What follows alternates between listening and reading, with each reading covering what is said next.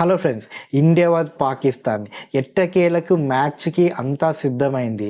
Pakistan India జట్ల మధ్య సమరం మొదలవడానికి కొన్ని గంటలు మాత్రమే ఉంది.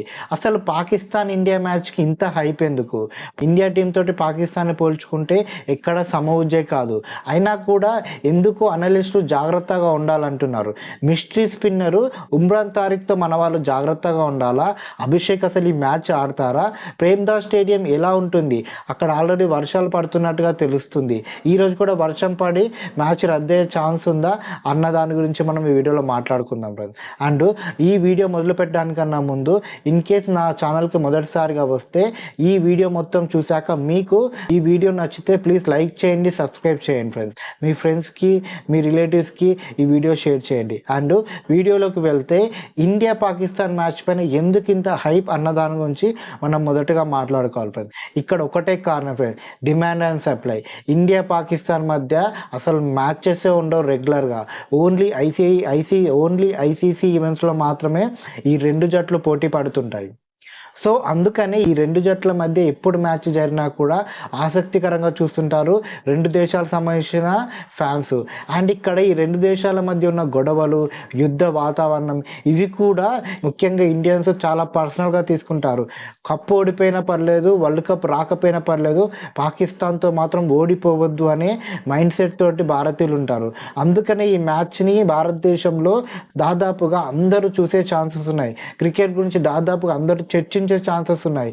సో అందుకనే ఈ మ్యాచెస్కి అంత హైప్ అన్నట్టుగా అర్థమవుతుంది. అంతేకాకుండా ఈ మ్యాచ్ ద్వారానే ఇన్కమ్ అనేది ఐసీసీకి అత్యధికంగా వస్తుంది. ఈ మ్యాచ్లో ఇన్కమ్ తోటే మిగిలిన మ్యాచ్లు నడపడానికి వాళ్ళకు ఒక సోర్స్ దొరుకుతుంది అనడంలో ఎలాంటి డౌట్ లేదు ఫ్రెండ్స్. ఇప్పుడు మ్యాచ్ విషయానికి వస్తే ప్రేమ్దాస్ స్టేడియం, ఇప్పటికే ప్రేమ్దాస్ స్టేడియంలో వర్షాలు పడుతున్నట్టుగా తెలుస్తుంది. నిన్న మొత్తము కవర్స్తో గ్రౌండ్ని కప్పివేసినట్టుగా ఈరోజు కూడా వర్షం పడే ఛాన్సెస్ ఉన్నాయన్నట్టుగా తెలుస్తుంది.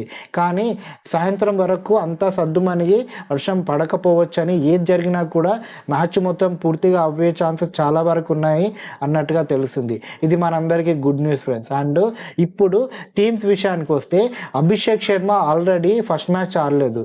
చాలామంది అభిషేక్ శర్మ ఎలా ఆడతాడు వీళ్ళపైన, ఎందుకంటే ఒకసారి అభిషేక్ శర్మ కొట్టడం స్టార్ట్ చేశాడంటే అతన్ని ఆపడం చాలా కష్టం, చాలా డేంజరస్ అయిపోతాడు.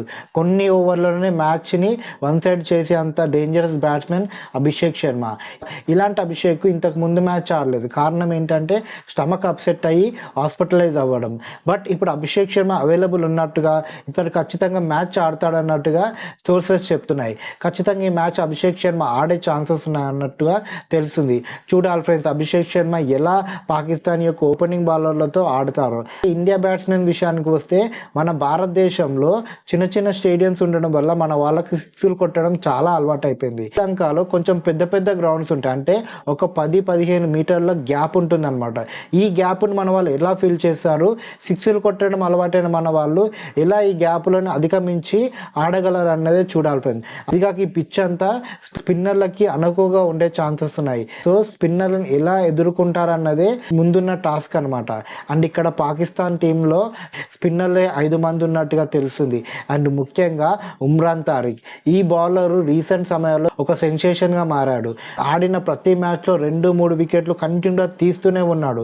అండ్ ఎకనామికల్గా బ్యాట్స్మెన్ని చూసి మరీ బౌలింగ్ వేస్తూ, బ్యాట్స్మెన్ని చాలా ఇబ్బంది పెడుతూ, బ్యాట్స్మెన్ని టెంప్ట్ చేస్తూ వికెట్ చేసే ఇంటెలిజెంట్ బౌలర్ ఉస్మాన్ తారిక్. అందుకని ఉస్మాన్ తారిక్తో కొంచెం జాగ్రత్తగా ఉండాలి, చూసి ఆడాలి అతన్ని అన్నట్టుగా మాట్లాడుతున్నారు అనలిస్టులు. చూడాలి ఫ్రెండ్స్, ఉస్మాన్ తారిక్ మన వాళ్ళని ఇబ్బంది పెడతారా, మన వాళ్ళు ఉస్మాన్ తారిక్ని ఇబ్బంది పెడతారా? ఎందుకంటే మన వాళ్ళకి గ్రేటెస్ట్ స్పిన్నర్లని ఆడడం అలవాటు ఫ్రెండ్స్. ఇంతకుముందు చాలామంది స్పిన్నర్లని ఇండియన్ బ్యాట్స్మెన్లు ఆడినంతగా ఎవరు ఆడలేరు. ఎందుకంటే మన దగ్గరనే మంచి మంచి స్పిన్నర్లతో రెగ్యులర్గా వాళ్ళు ప్రాక్టీస్ చేస్తుంటారు. వరల్డ్ క్లాస్ స్పిన్నర్లు మన దగ్గర ఉన్నారు. వరుణ్ చక్రవర్తి, కుల్దీప్, అక్షర్ పటేల్ ఇలాంటి వాళ్ళతో రెగ్యులర్గా మన వాళ్ళు ఆడుతూనే ఉంటారు. సో మన వాళ్ళకి స్పిన్నర్లను ఆడడం అంత కష్టమేం కాదు. బట్ ఉమ్రాన్ తారిక్తో ఆడడం కొంచెం ఇబ్బంది అవుతుందేమో అని చూడాలి ఫ్రెండ్స్. పాకిస్తాన్ మొత్తం 5 స్పిన్నర్లతో దిగుతున్నట్టుగా తెలుస్తుంది. ఈ టీమిండియా కూడా ఆల్మోస్ట్ 4-5 స్పిన్నర్లతో దిగే ఛాన్స్ ఉంది. ఈసారి హర్షదీప్ని డ్రాప్ చేస్తారేమో కుల్దీప్ని తీసుకొచ్చి అన్నట్టుగా చాలా వార్తలు వస్తున్నాయి. మేబీ పిచ్చుకు అనుకోగా పిచ్చు ఎలా ఉంటుందో అన్న దాన్ని బట్టి ఈ మ్యాచ్లో హర్షదీప్ ఆడతారా కుల్దీప్ ఆడతాడా అన్నది తెలుస్తుంది. అండ్ నెక్స్ట్ వచ్చేసి ప్రేమ్దాస్ స్టేడియంలో 170-180 స్కోర్ వెళ్తే చాలా మంచి స్కోర్ అన్నట్టుగా చెప్తున్నారు. ఫస్ట్ బ్యాటింగ్ చేసిన టీము వర్షం పడితే వేరేలా పిచ్ బిహేవ్ చేస్తుంది కాబట్టి కొంచెం ఆది చూసి ఆడాలని అనలిస్టులు చెప్తున్నారు. ఏదేమైనా కూడా ఈ మ్యాచ్లో ఫేవరెట్గా ఇండియా టీమే బరిలోకి దిగుతుంది అన్నట్టుగా, పాకిస్తాన్కి ఖచ్చితంగా భంగపాటు తప్పదు అన్నట్టుగా అంటున్నా కూడా పాకిస్తాన్ రీసెంట్గా ఆడిన చాలా మ్యాచ్ల్లో అద్భుతంగా ఆడుతుంది. చాలా మ్యాచ్ల్లో వన్ సైడ్ చేసుకుంటుంది, లాస్ట్ వరకు వచ్చి మరి గెలుస్తుంది. సో వాళ్ళలో పోరాట ప్రతిమ ఎక్కడా తగ్గలేదు. ఇండియాలో కూడా అలాంటి సిచ్యువేషన్ ఉంది. లాస్ట్ అన్న మ్యాచ్ల్లో దాదాపుగా అన్ని మ్యాచెస్ గెలిచింది.